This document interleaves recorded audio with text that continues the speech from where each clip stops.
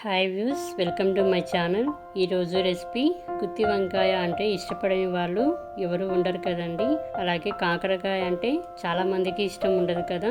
గుత్తి కాకరకాయ కర్రీ సింపుల్గా ఎలా చేయాలో తెలుసుకుందాము. మరి ముందుగా మా ఛానల్ని సబ్స్క్రైబ్ చేసుకోండి. అలాగే పక్కనే ఉన్న బెల్ సింబల్ని యాక్టివేట్ చేయడం మర్చిపోకండి. ఇప్పుడు రెసిపీకి కావాల్సినవి చూద్దాం. ఇప్పుడు 1/2 కిలో కాకరకాయ తీసుకోండి. ఇలా బాగా శుభ్రం చేసి పెట్టుకోవాలి. ఒక చిన్న కప్పు శనక్కాయ పప్పులు, 2 టమాటాలు, ఒక ఉల్లిపాయ, 8 తెల్లపాయలు తీసి పెట్టుకోండి. అలాగే లార్జ్ నిమ్మకాయ సైజులో చింతపండు నానబెట్టుకోవాలి. ఇప్పుడు కాకరకాయని ఇలా పైన కింద తరిగి పెట్టుకోవాలి.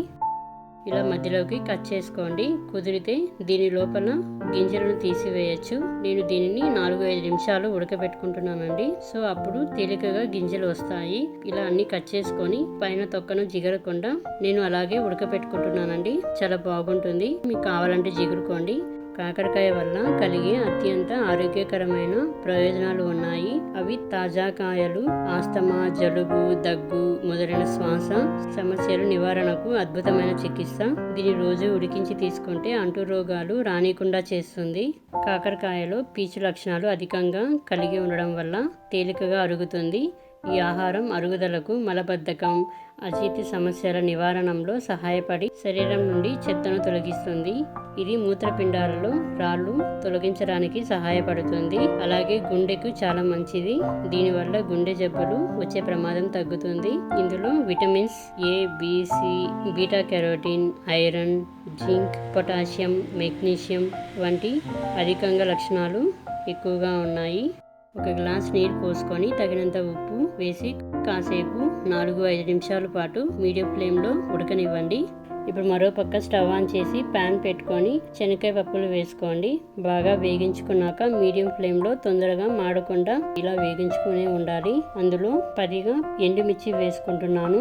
మరో 1 నిమిషం వేగించాక సైడ్లో తక్కువ ఫ్లేమ్లో ఈ స్పూన్తో ధనియాలు 1 స్పూన్ వేసుకోండి. 1/2 స్పూన్ జీలకర్ర వేసుకొని కొంచెం రంగు మారే వరకు వేయించుకోండి. 1 నిమిషం పాటు ఇలా అంతా బాగా వేగించుకున్నాక పక్కన పెట్టుకోండి.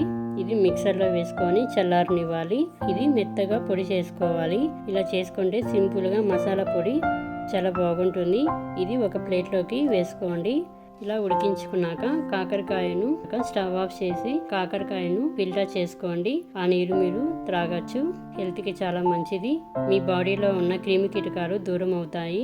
ఇప్పుడు ఉడికించుకున్న కాకరకాయని లోపల ఉండే గింజలను తీసివేయండి.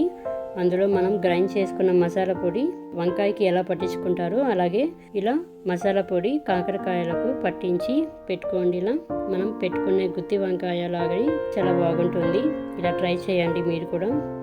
ఇప్పుడు ప్యాన్ పెట్టి 3 స్పూన్స్ నూనె వేసి కాగాక ఆవాలు 1/2 స్పూన్ వేసి చిటపట అన్నాక అందులో తరిగి పెట్టుకున్న ఉల్లిపాయ వేసి కొంచెం గోధుమ రంగులో వచ్చే వరకు 1 నిమిషం పాటు వేగించుకోండి మీడియం ఫ్లేమ్లో.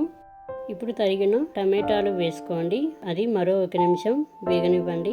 1/2 స్పూన్ పసుపు వేసి తగినంత ఉప్పు వేసి మరో 1 నిమిషం పాటు వేగనివ్వండి మీడియం ఫ్లేమ్లో. ఇప్పుడు కరివేపాకు వేసి మరోసారి వేగించుకోండి. టమాటా బాగా మెత్తపడేలాగా చాలా టేస్టీగా ఉంటుంది. ఇప్పుడు మూత పెట్టి 5 నిమిషాలు మగ్గనివ్వండి. లో ఫ్లేమ్లో పెట్టుకోవాలి.